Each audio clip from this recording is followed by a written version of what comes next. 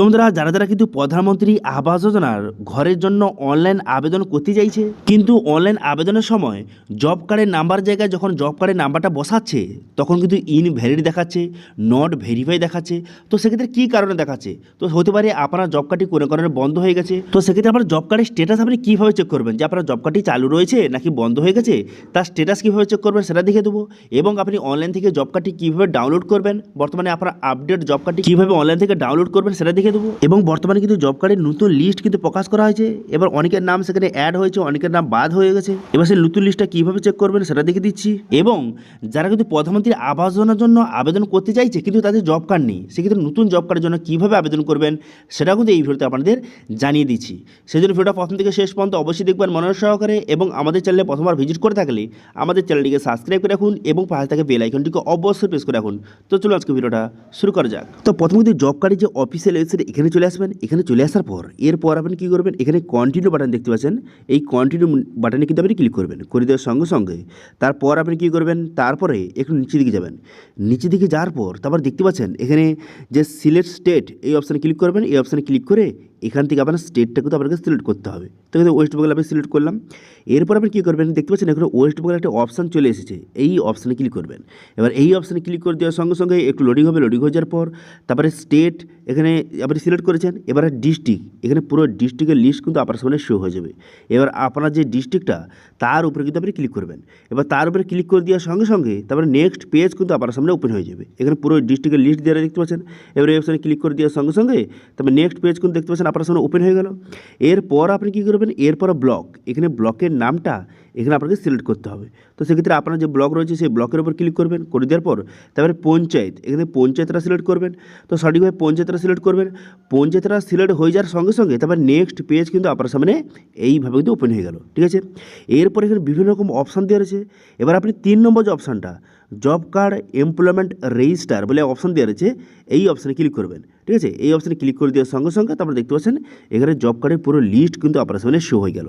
এবার এখানে অনেক নতুন নাম কিন্তু অ্যাড করে দেওয়া হয়েছে, যারা কিন্তু যে রিসেন্টলি কিন্তু জব কার্ডের জন্য আবেদন করেছিল, যাদের অ্যাপ্রুভ করে দেওয়া হয়েছে তাদের নামও এখান থেকে অ্যাড কিন্তু হয়ে গেছে। তো সেক্ষেত্রে এখানে আপনার নামটা আছে কিনা অবশ্যই একবার চেক করে নেবেন।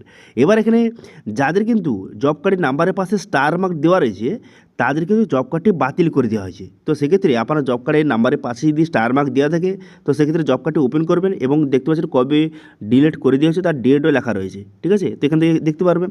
এবার যদি আপনার জব কার্ডের নাম্বারের পাশে স্টার মার্ক দেওয়া না থেকে থাকে তাহলে আর বুঝতে পারবেন যে আপনার জব কার্ডটি ঠিকঠাক রয়েছে। তবে অবশ্যই চেক করে নেবেন জব কার্ডে যে আধার লিঙ্ক বা ইউকেআইসি কমপ্লিট রয়েছে কিনা, অবশ্যই একবার চেক করে নেবেন। ঠিক আছে, এবার এখানে জব কার্ডে বহু মানুষের নাম রয়েছে, তো সেক্ষেত্রে এখানে খুঁজে দেখতে দেখতে অনেক সময় লাগবে। সেক্ষেত্রে সার্চ করতে পারেন। এখানে 3 অপশানে ক্লিক করে এখানে দেখতে পাচ্ছেন যে ফাইন্ড ইন পেজ, এই অপশানে ক্লিক করবেন।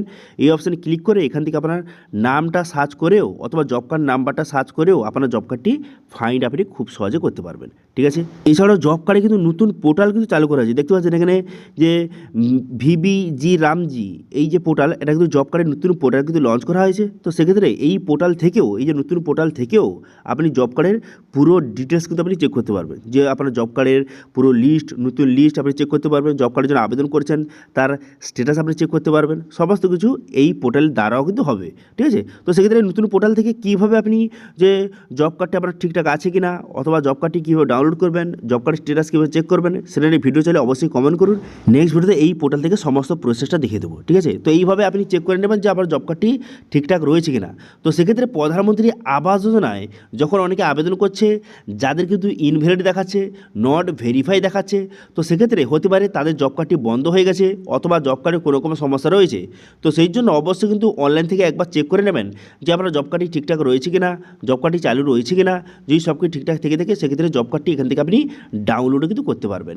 ঠিক আছে, এবার যদি কোনো কারণে আপনার জব কার্ডটি ডিলেট হয়ে যায় বা বাতিল হয়ে যায় তো সেক্ষেত্রে আপনি কী করবেন, আপনার পঞ্চায়েত অফিস অথবা ব্লক অফিসে গিয়ে কিন্তু পুনরায় আপনার জব কার্ডটি আবার যে অ্যাক্টিভ করতে পারেন। ঠিক আছে, অথবা যাদের কিন্তু কোনো রকম জব কার্ডই নেই, যারা কিন্তু প্রধানমন্ত্রী আবাস যোজনার আবেদন করতে চাইছে কিন্তু জব কার্ড নেই, সেক্ষেত্রে কী করবেন, সেক্ষেত্রে এখন বর্তমানে জব কার্ডের নতুন জব কার্ডের জন্য আবেদন করতে চলছে ইতিমধ্যে এবং সেটা নিয়ে অলরেডি ভিডিও কিন্তু আমাদের চ্যানেলে রয়েছে। কীভাবে ফর্ম ফিল আপ করবেন, কোথায় জমা দেবেন, ফর্ম কোথায় পাবেন, সমস্ত টপিক কিন্তু আমাদের চ্যানেলে ভিডিও রয়েছে। তার লিঙ্ক আই বাটনে এবং ভিডিও ডেসক্রিপশনে আমি প্রোভাইড করে দিয়েছি।